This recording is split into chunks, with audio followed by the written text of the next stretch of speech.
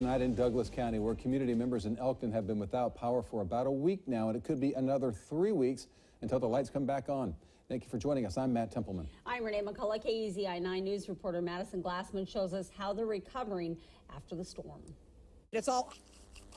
And that says it. This tree is the metaphor for our experience. Deborah Kohler is laughing now, but last Sunday night, that wasn't the case. I decided to turn on the Oscars to see if the Queen movie won Best Picture, and the power went out. And it's been out ever since. She's been without power for 8 days and finally got a generator up and running Sunday. The whole road was the same thing. Tree, tree, tree, tree, tree, tree, tree. When she tried to leave her home, she was stumped. Literally. These trees were knocked down, blocking the road leading up to her home.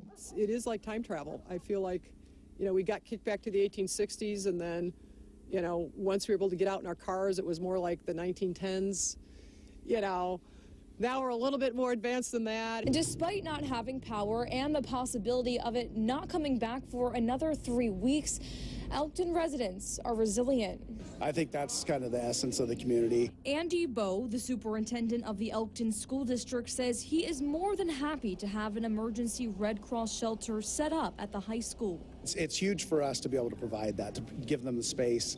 We went out and got generators, and we're proactive to do that so that we could provide this service for the school district, could provide the service as far as the space goes. Red Cross officials tell me about 150 people have come by since they opened Sunday for a warm meal, showers, and a place to sleep. Bowe says they plan on offering services for as long as they're needed. Just that, I got hot coffee. That hospitality is spread all around Elkton. Aaron Van Loon manages a local general store and hasn't had power since last Sunday. But he says he had no choice to open his store, power or not. I couldn't get here for the first 3 days because of the highways being closed. And that was really hard because I know there's a lot of locals that showing up in their homes and they couldn't get any supplies they needed for the first few days. Even a week later, on your way into town, you're still greeted by a row of downed trees and power lines along Highway 38. And while crews are working to get power back up, it's slow going. But community members say they must go on. In Elkton, Madison Glassman, KEZI 9 News. Now.